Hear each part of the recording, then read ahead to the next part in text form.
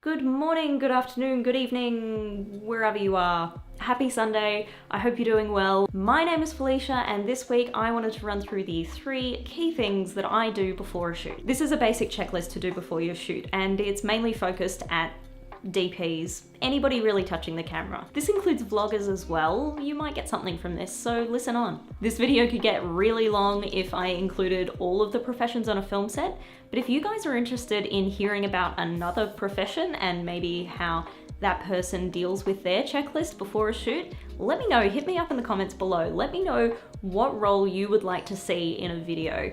And maybe I could get somebody to come on board and we can ask them a few questions. Having a checklist before you start a shoot is a really good idea. It sets you up for a good day with less problems. Let's face it, there's always problems on a film shoot, and if you are prepared, they will be easier to solve. Oh, thank God. I literally just thought that I didn't turn the microphone on and I would have to start again, and that would be a disaster because it's already 1 AM on a Sunday, so let's jump into it, shall we? Number 1 is, do you have your notes? Notes and plans are super important. It's a skip you can't skip. Notes and plans are super important. It is a step you cannot skip. Before I start any vlog, I have notes written on my phone or my laptop so I can quickly read them while I'm shooting. And even though I have the notes written down, I still forget things. Before I start a film project, I will get the script well beforehand and I'll run through it numerous times. Each time I go through it, I'll write down notes about specific sections like lighting, camera, emotions or feelings of a scene. The list goes on. On the day, I'll also have these notes with me so that I can keep on track. Also included in this will be a shot list or a storyboard or both, depends on the director. You know what? I might do a video about how I break down a script. If that's something you're interested in, please let me know. The second thing I want to talk about is equipment. Pre-production and doing all your note taking should have included writing a list of equipment that you need to get the shots that you want. A good thing to do is keep a list of the equipment that you have for the shoot, as well as contact details for whoever owns it, just in case something goes wrong.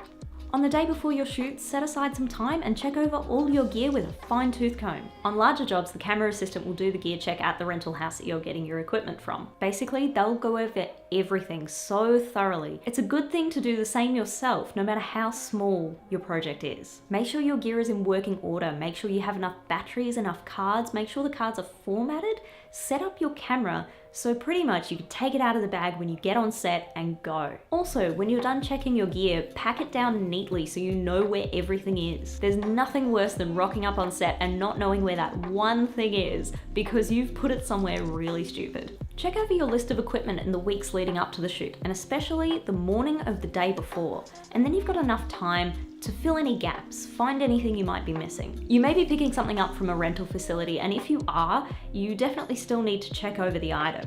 Just because somebody else has checked over it doesn't mean you shouldn't. Prep techs are humans, not robots, so they can forget things too. Number 3, which is probably the most important, and production is gonna love me for saying it. Read the call sheet.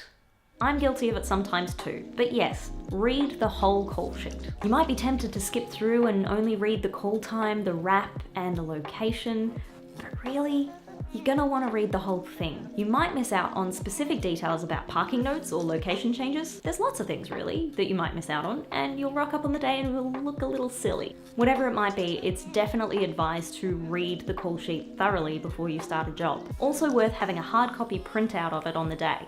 Make sure you know the location and plan to be there 30 to 40 minutes beforehand. This can depend on the scale of production. I like to be there 40 to 45 minutes early. That way I can beat the traffic, I can find a park easily, and also I can suss out the area and find location base. And then if I have 15 minutes, I can find a coffee because it literally runs through my veins. If you're doing a personal vlog or something like that and it's just you, I would recommend writing down where you want to be at what time. Also outline what you would like to do in that location and what you would like to achieve in that time. That way you can keep yourself on track and you also know you've got all the shots for your video. The last thing I want to say is set sufficient alarms. And if you're anything like me, you'll set at least 3 and you'll check them at least 5 times before going to sleep because you're paranoid that you haven't set them correctly. Anyway, those are my 3 key things to do before a shoot. Of course, much more goes on behind the scenes and I could go on forever about the nitty-gritty about what I do, but this is a basic outline and it should help you in planning for your next project. Hopefully you gained something from watching this video, hopefully you found it helpful. If you did find it helpful and you would like to see more of my face, please like and subscribe, and I'll see you next Sunday.